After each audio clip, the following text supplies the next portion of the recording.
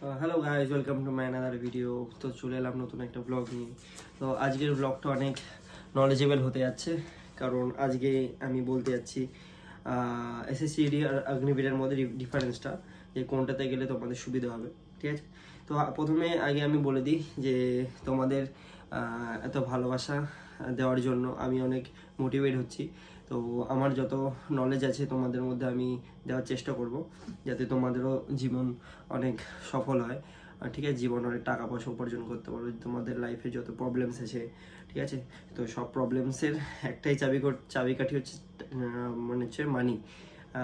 যদি তোমার কাছে টাকা পয়সা থাকে, তাহলে আমার মতে 98% তোমার প্রবলেম সলভ হয়ে যাবে। ঠিক আছে, তো যাই হোক, আজকের ভিডিওটা একটু নলেজেবল হতে যাচ্ছে, কারণ আমি তোমাদের এই ডিফারেন্সটা বলবো যে কোনটাতে গেলে বেশি সুবিধা হবে।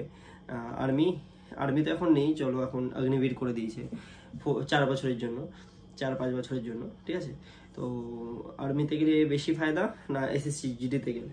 আর আর্মিতে কি কি ক্যাটাগরি লাগে যেতে গেলে, আর ওদিকে হচ্ছে এসএসসি জিডিতে যেতে গেলে কি কি ক্যাটাগরি লাগে। তো যাই হোক, আমি আজকে এই দুটোর মধ্যে ডিফারেন্সটা বলবো। ঠিক আছে, ভিডিওটা শুরু করার আগে আমি বলে দিই, তোমাদের আমার তরফ থেকে অনেক ভালোবাসা রইলো। যারা আমার ভিডিও দেখো, ভিডিও দেখে মোটিভেট হও। ঠিক আছে, তো আগের দিন আমি ছোট একটা গল্প বলি। আগের দিন আমি বনগাঁতে গেছিলাম। বনগাঁতে আমার মামা বাড়ি। তো ওখানে আমাকে একটা ভাইয়ের সাথে দেখা হলো। ভাইটির নাম হচ্ছে দেবাঙ্কুর ঘোষ। ঠিক আছে, তো ভাইটির সাথে দেখা হলো।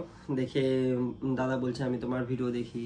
ঠিক আছে, তো নিজেদের মধ্যে আমার মধ্যে একটা বেশ একটা খুশির একটা জিনিস উঠলো যে না চলো, আমার মা বাড়ির এখান থেকেও আমার কেউ ভিডিও দেখে। সে ভিডিও দেখে সে নলেজ নিচ্ছে, সে এসএসসি এক্সাম দিচ্ছে। আর আমি ভগবানের কাছে প্রে করবো যে সেই জবটা যাতে তাড়াতাড়ি পেয়ে যায়। ঠিক আছে, তো সে এসএসসি জিডি দিয়েছে, তো আশা করি তার জবটি হয়ে যাবে। ঠিক আছে, তো আমি চাই না যে সবার লাইফে প্রবলেমস আছে। ঠিক আছে, তো প্রবলেমস থেকে একটাই ঘুরে দাঁড়ানোর একটাই রাস্তা হচ্ছে জব। ঠিক আছে, ফাইন্যান্সিয়াল দিক থেকে, ফ্যামিলি প্রবলেমসের দিক থেকে, ঠিক আছে, তো সব দিক থেকে একটাই হচ্ছে জব করো, টাকা কামো, খুশি থাকো, ব্যাস। আর কোনো ফান্ডাতে যেতেই হবে না। ঠিক আছে, নিজের টাকা পয়সা থাকবে, সবাই ডাকবে। ওকে, চলো শুরু করা যাক। আজকের প্রথমে হচ্ছে অগ্নিবীর। অগ্নিবীরের এজ হচ্ছে 18 থেকে 23। ঠিক আছে, 18 থেকে 23। আর জিডির হচ্ছে 18 থেকে 23। আর অথবা তোমাদের যদি কাস্ট সার্টিফিকেট থাকে, এসসি এসটি ওবিসিদের 5 বছর ছাড়। ঠিক আছে, আর এখানে আমরা হাইট দেখতে পাচ্ছি 170 সেন্টিমিটার আর্মির জন্য, মানে অগ্নিবীরের জন্য। আর এখানে জিডির হাইটটা হচ্ছে 170 সেন্টিমিটার। এখানে হাইটের কোনো ছাড় পাবে না তোমরা। আর এখানে রান, আর্মির অগ্নিবীরের রান হচ্ছে তোমার 1600 আছে, 1600 আর 1600 মিটার। আর এদিকে জিডি রান হচ্ছে তোমার 5 কিলোমিটার। ঠিক আছে, আর এখানে কত বছর সার্ভিস করতে পারবে তোমরা এখানে অগ্নিবীরে তোমরা 4 থেকে 5 ইয়ার্স তোমরা সার্ভিস করতে পারবে। আর যাদের ফিজিক্যাল ভালো থাকবে তাদেরকে ওখানে পার্মানেন্ট করবে, এটাই শোনা গেছে। বাট এটা কতটা সত্যি কি বৃত্তান্ত আমার জানা নেই। বাট আমরা 4 ইয়ার্স ধরেই চলছি।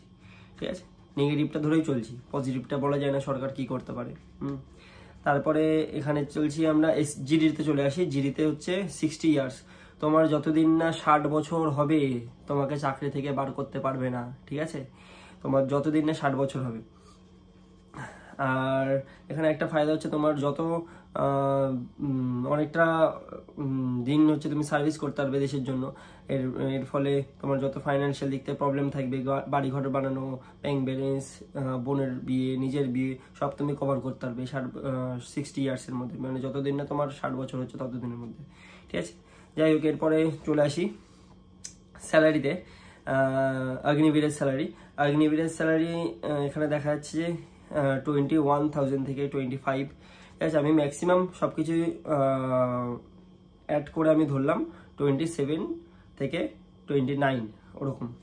ঠিক আছে, আর এখানে হচ্ছে অগ্নিবীরের স্যালারি হচ্ছে ফার্স্ট ইয়ার দেবে হচ্ছে 30,000। ঠিক আছে, তারপরে দেবে হচ্ছে 33,000 নেক্সট ইয়ারে। তারপরে তৃতীয় নম্বরে হচ্ছে 36,000 মতো দেবে। আর 4 নম্বর ইয়ারে হচ্ছে 40,000 দিচ্ছে। মানে আমরা টোটাল দেখতে পাচ্ছি 40,000 টাকা তোমরা পাচ্ছ হচ্ছে 4 বছর পরে, ঠিক আছে। তারপরে 4 বছর পরে তোমাদের কি বার করে দেবে না, বার করে কি জব দেবে না দেবে সেটা সরকারই জানে, ঠিক আছে। ভগবানও জানে না, সরকার জানে সরকার কি করবে।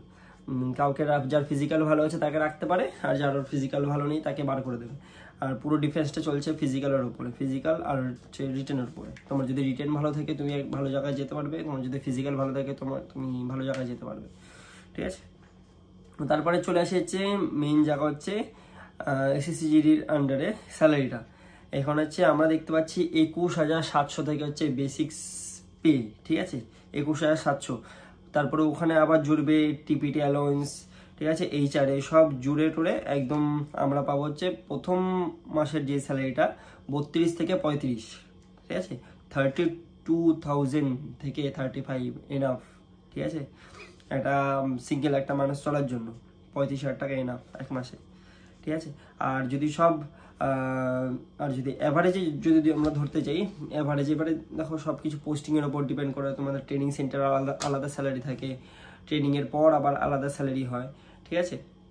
তো আমরা অ্যাভারেজে আমরা যদি ধরি, অ্যাভারেজে ধরতে গেলে 40,000 টাকা তুমি পাচ্ছ, 40 থেকে 35,000 টাকা অ্যাভারেজে আমরা যদি ধরতে চাই। অ্যালাউন্স ট্যালাউন্স সব কিছু অ্যাভারেজ করলাম, টিপিটি অ্যালাউন্স, ওদিকে হচ্ছে নর্মাল রিক্স অ্যালাউন্স, সব কিছু অ্যাভারেজ করে আমি 40,000 টাকা আমি অ্যাভারেজে ধরছি। 40-এর কম হবে না, কিন্তু 40-এর বেশি হবে, কিন্তু আমি 40,000 টাকা অ্যাভারেজে ধরছি। কিন্তু তুমি দেখো অগ্নিবীরে যেটা আছে, অগ্নিবীরে যে তুমি 4 বছর পর তুমি 40,000 টাকা পাচ্ছ, আর এদিকে তুমি 1-1.5 বছর পরে তুমি 40,000 টাকা পেয়ে যাচ্ছ এসএসসিজিডিতে, ঠিক আছে। তো কোনটায় তোমরা লাভ তোমরাই দেখো, ঠিক আছে। আমার আর কিছু বলার নেই, এবারে যার চয়েস ম্যাটার করে। আমি তো আমার দিক থেকে বলে দিলাম।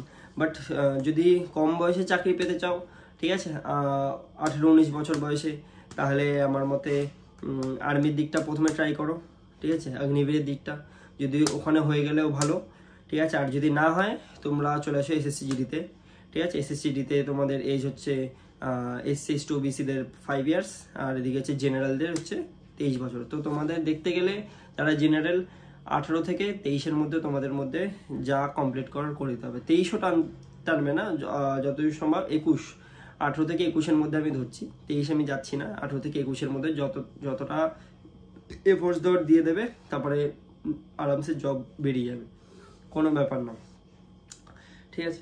আর পড়াশোনাটা ভালো করে করবে। আর ফিজিক্যালটা যেটা বলতে চাইছি, ফিজিক্যালটা বেশি ম্যাটার। অনেকের হচ্ছে পড়াশোনায় ভালো কিন্তু ফিজিক্যালে ডাউন, আবার অনেক আছে ফিজিক্যালে ভালো পড়াশোনায় ডাউন, এরকম। তো দুটোকে ব্যালেন্স করে চলতে হবে 50-50 দিয়ে, ঠিক আছে। যাই হোক, আমার যতটা নলেজ আছে আমি তোমাদের বলে দিলাম। আর তোমাদের যদি কিছু কোয়ারি থাকে তোমরা কমেন্ট বক্সে জানিও, ওকে। আর আমার যদি কিছু বলাতে যদি ভুল থাকে তোমরা আবার আমাকে বলে দিও, আমারও হয়তো না জানা থাকতে পারে, ঠিক আছে। একটা মানুষ সব কিছু জানতে পারে না, ঠিক আছে। তো যাই হোক, আমার তরফ থেকে আমি প্রেফার করব যদি এজ থাকে তো তোমরা আর্মিতে ট্রাই করো, তারপর যদি না হয় তাহলে জিডিতে ট্রাই করো। কিন্তু যদি টাকা পয়সা দিক থেকে কামাতে চাও তাহলে আমার মতে এসএসসিজিডিটাই বেস্ট। কিন্তু ওখানে এসএসসিজিডিতে অনেক কম্পিটিশন, লাখে লাখে ফর্ম ফিল আপ হয়, তো তোমাদের সেই বেস করে পড়তে হবে।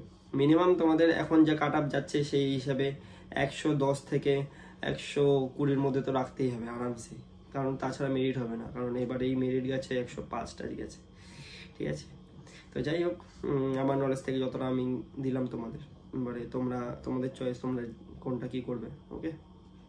চলো ভিডিওটা এতটাই সমাপ্ত করি, নাহলে অনেকটা লং হয়ে যাবে, ওকে।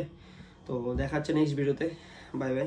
ভিডিওটা যদি ভালো থাকে বন্ধুদের মধ্যে শেয়ার করো, লাইক কমেন্ট অ্যান্ড সাবস্ক্রাইব করে দিও, ঠিক আছে। আর তোমাদের একটা শেয়ারে একটা বন্ধুর জীবন বেঁচে যাবে, ঠিক আছে। তো যাই হোক, ভিডিওটা শেয়ার করো। দেখা হচ্ছে নেক্সট ভিডিওতে, আর লাইক কমেন্ট করতে ভুলো না। বাই বাই, জয় হিন্দ।